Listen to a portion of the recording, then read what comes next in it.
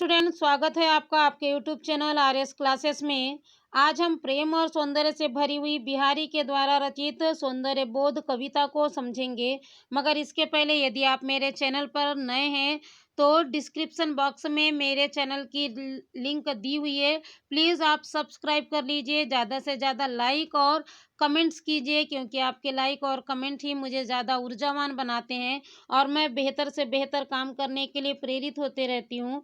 तो प्लीज़ आप ज़्यादा कमेंट्स कीजिए, लाइक कीजिए, वीडियो को ज़्यादा से ज़्यादा शेयर कीजिए और हाँ, बेल आइकन की बटन को प्रेस कर सिलेक्ट ऑल कर दीजिए ताकि मेरे हर वीडियो की जानकारी आप तक आसानी से पहुंचते रहे। तो चलिए समझते हैं प्रेम और सौंदर्य से भरी हुई रचना बिहारी के द्वारा रचित सौंदर्य बोध को।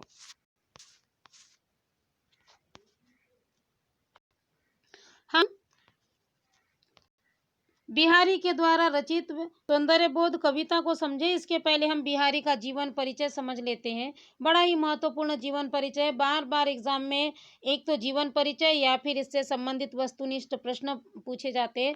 तो चलिए हो जाइए तैयार और फटाफट निकाल लीजिए अपनी कॉपी पेन और नोट कर लीजिए इस जीवन परिचय को। मगर इसके पहले समझ तो लें, उसके बाद लिखिएगा। चलिए समझते। बिहारी हिंदी की रीतिकालीन रीति सिद्धक भावधारा के कवि हैं। इनका जन्म सन 1595 ईस्वी में ग्वालियर में हुआ था। इन्होंने सुप्रसिद्ध कवि केशवदास से काव्य शिक्षा ग्रहण की। आप जयपुर नरेश के राजकवि हैं। इनकी एकमात्र रचना सतसैया, जिसे सतसई के नाम से भी जाना जाता है, जिसमें दोहे और सोरठे संग्रहित हैं। इनकी रचना में सामाजिक, राजनैतिक, धार्मिक और ज्योतिष की असाधारण बातें प्रस्तुत रूप में आई हैं। इन्होंने प्रेम के संयोग पक्ष में नक्सिक वर्णन के साथ साथ ऋतु वर्णन भी किया है। इनके दोहे में अनुप्रास, यमक आदि कई अलंकार भरे पड़े हैं। इनकी भाषा ब्रज है। तो चलिए अब आप नोट कीजिए कि अब इसमें से महत्वपूर्ण प्रश्न कौन कौन से। चलिए लिखिए, फटाफट लिखिए। पहला प्रश्न है, बिहारी हिंदी के किस काव्य धारा के कवि है? दूसरा, बिहारी किस राजा के राजकवि थे? तीसरा, बिहारी की प्रसिद्ध रचना का नाम क्या है? अगला, बिहारी के काव्य की भाषा क्या है? और अंतिम प्रश्न जो एग्जाम में भी और कंपटीशन एग्जाम में भी बार बार पूछा जाता है कि बिहारी ने किस कवि से अपनी काव्य शिक्षा ग्रहण की थी।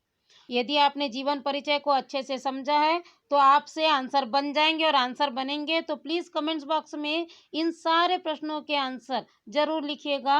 मुझे खुशी होगी कि मेरा प्रयास बिल्कुल सफल हो रहा है और आपको आसानी से समझ आ रहा है। यदि सच में मैं जो प्रयास कर रही हूँ, मैं जो आपको समझा रही हूँ, आसानी से समझ आ रहा है तो कमेंट बॉक्स में इन सारे प्रश्नों के उत्तर जरूर लिख दीजिएगा। चलिए अब अर्थ समझते हैं।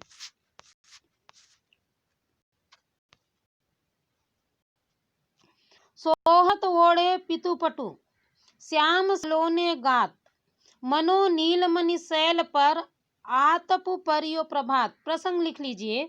यहाँ पर श्री कृष्ण के सौंदर्य का वर्णन किया गया है। या इस तरह भी लिख सकते हैं कि पीताम्बरधारी श्री कृष्ण के रूप सौंदर्य का वर्णन किया गया है। जो आपको उचित लगे लिख लीजिएगा। चलिए पहला दोहा का अर्थ समझते हैं। सोहत यानी सुंदर दिखाई देना, ओढ़े यानी ओढ़ना या पहनना, पिटू पितुपटु यानी होता है पीले रंग का वस्त्र, गात मतलब शरीर, शैल का मतलब होता है पर्वत, आतपु परियो प्रभात यानी सूर्य की प्रातःकालीन किरणें। अर्थ समझ लेते हैं। सोहत ओढ़े पितुपटु, श्याम सलोने गात, मनो नीलमणि शैल पर, आतपु परियो प्रभात। कवि कहते हैं श्री कृष्ण के नीले शरीर पर पीले रंग के वस्त्र अत्यंत सुंदर दिखाई दे रहे हैं। फिर से समझ लीजिए। श्री कृष्ण के नीले शरीर पर पीले रंग के वस्त्र अत्यंत सुंदर दिखाई दे रहे हैं। ऐसा लग रहा है मानो नीलमणि पर्वत पर सूर्य की प्रातःकालीन किरणें पड़ रही है। फिर से देखिए, श्री कृष्ण के नीले या सावले शरीर पर क्या पीले रंग के वस्त्र अत्यंत सुंदर दिखाई दे रहे हैं। ऐसा लगता है मानो नीलमणि पर्वत पर सूर्य की प्रातःकालीन किरणें पड़ रही है। अर्थ आपको समझ आ गया होगा। चलिए विशेष देख लेते हैं। विशेष में हमने जीवन परिचय में पढ़ा है, उनकी भाषा क्या है। बिल्कुल सही, भाषा ब्रज है। और आपने 9th में पढ़ा है, जहाँ मनो मानो मनु मानो आदि शब्द लगते हैं, वहाँ कौन सा अलंकार होता है? उत्प्रेक्षा अलंकार है। और साथ में कौन सा छंद होगा? दोहा छंद है। चलिए दूसरा दोहा समझते हैं। सखी सोहत गोपाल के उर गुंजनु की मांग, बाहिर लसत मनो पिए, दावा नल की ज्वाल। यहाँ पर प्रसंग लिख लीजिए। श्री कृष्ण के गले में पड़ी गुंज की माला का वर्णन किया गया है। यह श्री कृष्ण के गले में पड़ी गुंज की माला के सौंदर्य का वर्णन किया गया है। ठीक है। गुंजनु यानी होता है गुंज, एक बीज होता है जो लाल रंग का होता है, जिसके दोनों किनारे काले होते हैं। ठीक है। दावानल का मतलब होता है जंगल में लगने वाली आग। चलिए अर्थ समझ लिए। सखी सोहत गोपाल के उर गुंजनु की माल, एक सखी दूसरी सखी से कहती है कि हे सखी, श्री कृष्ण के गले में पड़ी गुंज की माला अत्यंत सुंदर दिखाई दे रही है। फिर से देखिए, हे सखी, श्री कृष्ण के गले में पड़ी गुंज की माला अत्यंत सुंदर दिखाई दे रही है। बाहिर लसत मनोपिय, दावा नल की ज्वाल, ऐसा लगता है मानो वह जंगल की आग को पीकर बाहर से लाल दिखाई दे रही हो। ऐसा लगता है मानो वह जंगल की आग को पीकर बाहर से लाल दिखाई दे रही हो। आपको अर्थ इसका समझ आ गया है तो विशेष देख लेते। विशेष में वही होगा क्या? ब्रज भाषा, साथ में उत्प्रेक्षा अलंकार और दोहा छंद। चलिए अगला दोहा समझते हैं। लेखन बैठी जा कि सभी, गही गही गर्भ गरूर, भय न केते जगत के, चतुर चितेरे कूर। यहाँ पर प्रसंग लिख लीजिएगा। श्री कृष्ण का रूप सौंदर्य अवर्णनीय है। फिर से देखिए क्या है? श्री कृष्ण का रूप सौंदर्य अवर्णनीय है। लेखन बैठी यानी लिखने बैठना, गही गही गर्भ गरूर यानी होता है गर्व और गुरूर में भरे रहना, केते यानी कितने, चितेरे कूर यानी होता है चित्रकार और कवि।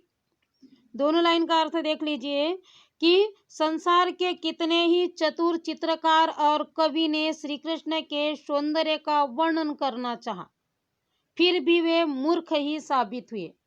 या इस तरह भी लिख सकते हैं कि संसार के कितने ही चतुर कवि एवं चित्रकार ने गर्व में भरकर श्री कृष्ण के रूप सौंदर्य का वर्णन करना चाहा, किंतु वह मूर्ख ही साबित हुए।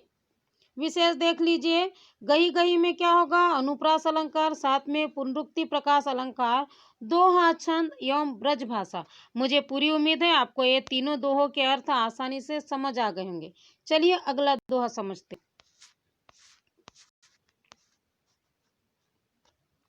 मकराकृति गोपाल के सोहत कुंडल कान, धस्यो मनोह्य गढ़ समरु, देवड़ी लसत निदान।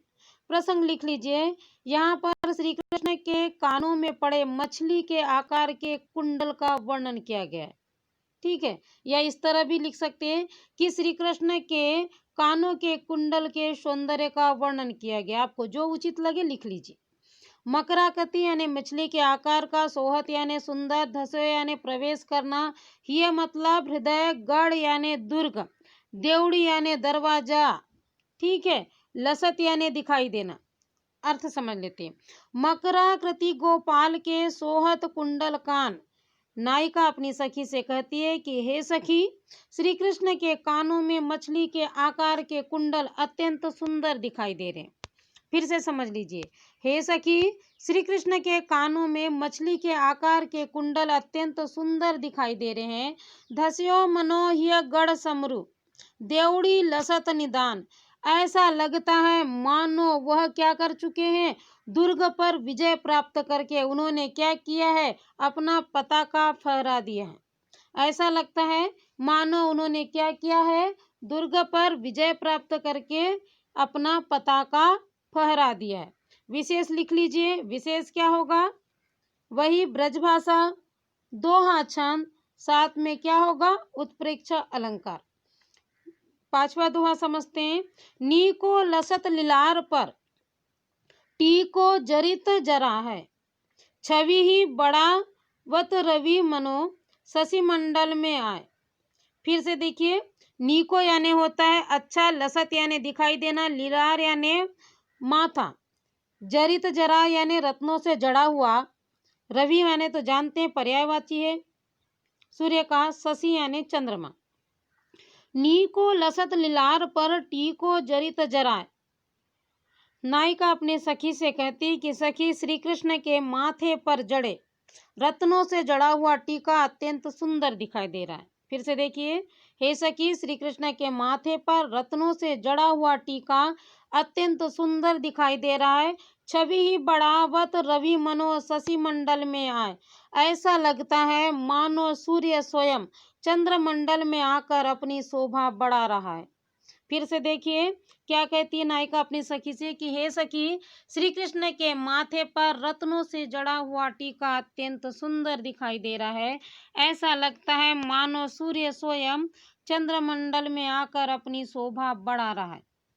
विशेष लिख लीजिए, वही होगा क्या, मनोमय है तो उत्प्रेक्षित अलंकार, दोहा छंद और ब्रज भाषा। चलिए छठवा दोहा समझते हैं।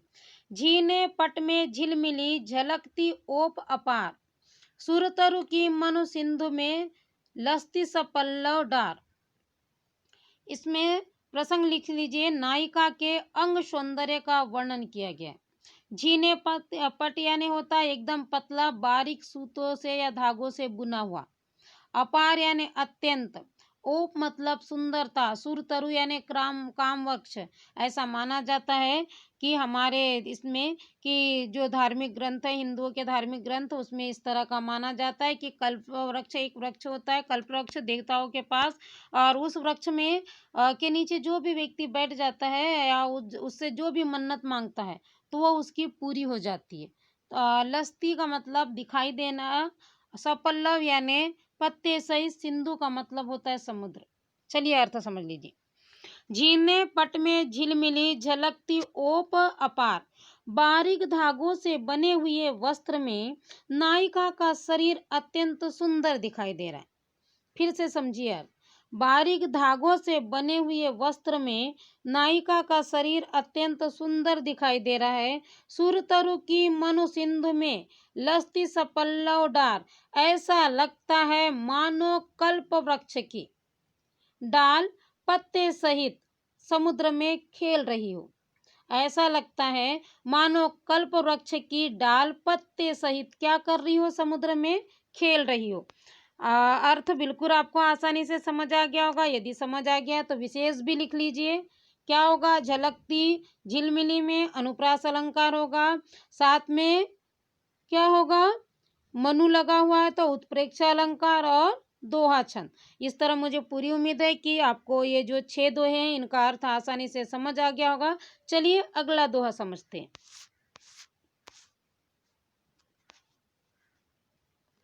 त्यों त्यों प्यासे ई रहत, ज्यों ज्यों पियत अघाय, सगुन सलोने रूप की जुन न चख तृषा बुझाए। यहाँ पर श्री कृष्ण के रूप सौंदर्य का वर्णन किया गया है। त्यों त्यों यानी होता है वैसे वैसे, ज्यों ज्यों यानी जैसे जैसे, पियत यानी पीना पीना, अघाय यानी कभी संतुष्ट न होना, सगुन यानी तो जानते हैं जो दिखाई देता है, सलोने मतलब सलोने यानी सुंदर, तृषा यानी इच्छा। चलिए समझते हैं अर्थ। प्रसंग तो आपने समझ लिया, अर्थ समझते हैं।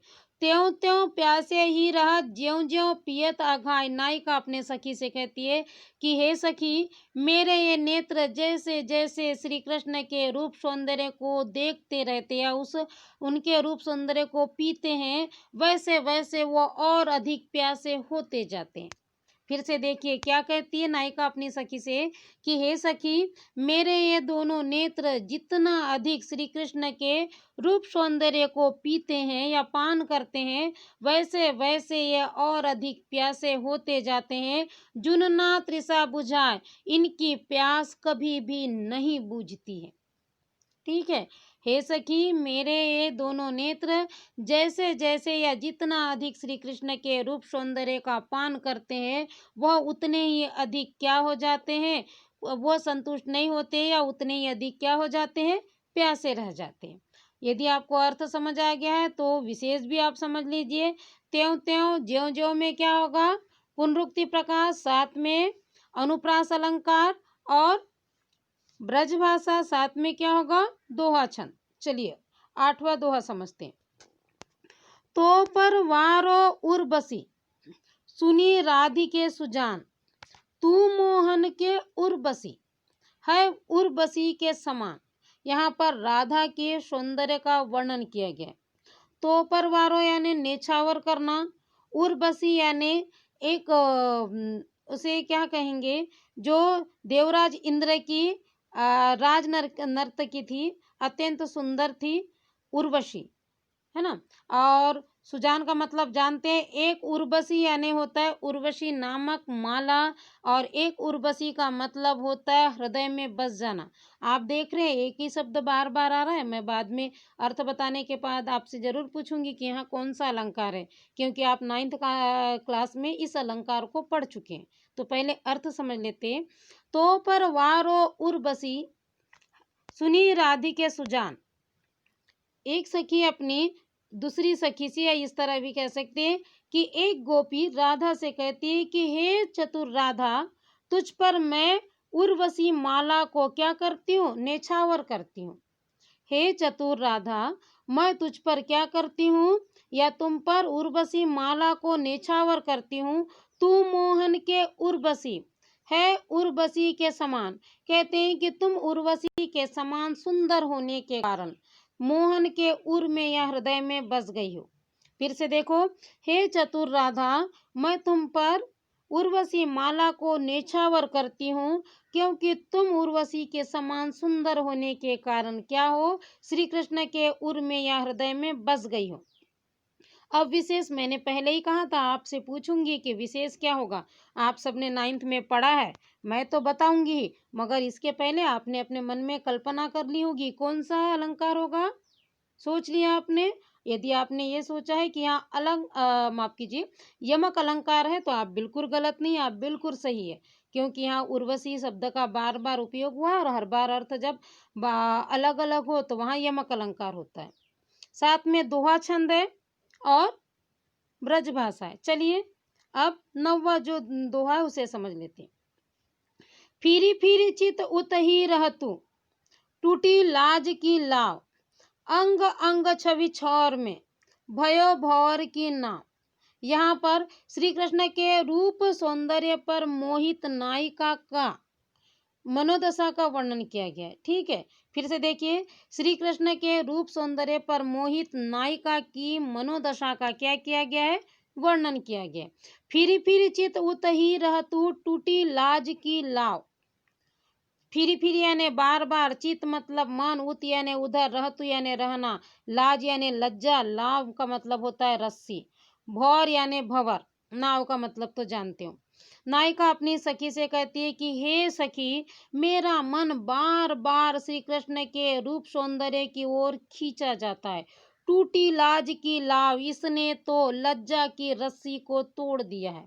फिर से देखिए, एक नायिका अपनी सखी से कहती है कि हे सखी, मेरा मन बार बार श्री कृष्ण के रूप सौंदर्य पर ही जाते रहता है, इसने तो लज्जा की रस्सी को भी तोड़ दिया है। अंग अंग छवि छौर में, भयो भौर की नाव, उनके अंग की, प्रत्येक अंग की सुंदरता को देखकर मेरा मन भंवर में फंसी हुई नाव की तरह हो गया। क्या कहती है कि उनके प्रत्येक अंग की सौंदर्य को देखकर मेरा मन क्या हो गया है? भंवर में फंसी हुई नाव की तरह हो गया। विशेष देख लीजिए, फिरी फिरी में क्या होगा? पुनरुक्ति प्रकाश, अनुप्रास अलंकार, अंग अंग में भी पुनरुक्ति प्रकाश, अनुप्रास अलंकार, साथ में क्या होगा? ब्रज भाषा और दोहा छंद। चलिए अंतिम दोहा समझते हैं। जहां जहां थाड़ो लख्यो श्याम सुभग सिर मोरू, उनहु बीन छिन गही रहतु द्रगनु अजो ठौरू। यहाँ पर श्री कृष्ण के स्मरण का, उनकी यादों के बारे में नायिका ने वर्णन किया है। ठीक है, यहाँ पर नायिका ने, आप प्रसंग फिर से लिख लीजिए, यहाँ पर नायिका ने श्री कृष्ण की यादों या का क्या किया है? वर्णन किया है। जहाँ जहाँ थाड़ो लख्यो श्याम सुभग सिर मोरू। नायिका अपनी सखी से कहती कि हे सखी, मैंने जहाँ जहाँ उस सुंदर श्रेष्ठ श्री कृष्ण को खड़ा देखा। क्या कहती है कि हे सखी, मैंने जहाँ जहाँ पर उस सुंदर श्रेष्ठ श्री कृष्ण को खड़ा देखा था, उनहु बीन छिन गही रहतु द्रगनु अजो व ठौरू। ठौरू यानी उस स्थान। आज उनके बिना भी वह स्थान मेरे आंखों के सामने उपस्थित है। फिर से देखिए, नायिका अपनी सखी से कहती है कि हे सखी, मैंने जहाँ जहाँ पर या जिस जिस स्थान पर उस सुंदर श्रेष्ठ श्री कृष्ण को खड़ा देखा था, आज उनके बिना भी वह स्थान मेरे आंखों के सामने उपस्थित है। आपको अर्थ समझ आ गया होगा। यदि अर्थ समझ आ गया है तो विशेष भी लिख लीजिए। पुनरुक्ति प्रकाश अलंकार है, साथ में अनुप्रास अलंकार है, भाषा ब्रज है और साथ में दोहा छंद है। मुझे पूरी उम्मीद है कि 1 से लेकर जो 10 दोहे हैं उनका अर्थ आपको सप्रसंग आसानी से सरलता से समझ आ गया होगा। यदि हाँ कि आपको आसानी से समझ आया तो प्लीज़ कमेंट बॉक्स में लिख दीजिए, और यदि नहीं आया है, किसी तरह की परेशानी है, तो उसे भी आप कमेंट्स बॉक्स में लिख दीजिए। और मैं आपको बता दूं, मेरे जो वीडियो स्पेशल जो है 10th क्लास और 12th क्लास के बच्चों के लिए बनाए जा रहे हैं, हिंदी सब्जेक्ट के लिए और कंपटीशन एग्ज़ाम के लिए भी। तो प्लीज़ बेटा, आप लोगों के कॉन्टैक्ट लिस्ट में जो लोग भी 10th 12th या कंपटीशन की तैयारी कर रहे हैं, प्लीज़ उसे शेयर कर दीजिए। और घर पर रहिए, सुरक्षित रहिए, मगर अपनी स्टडी को जारी रखिए। धन्यवाद।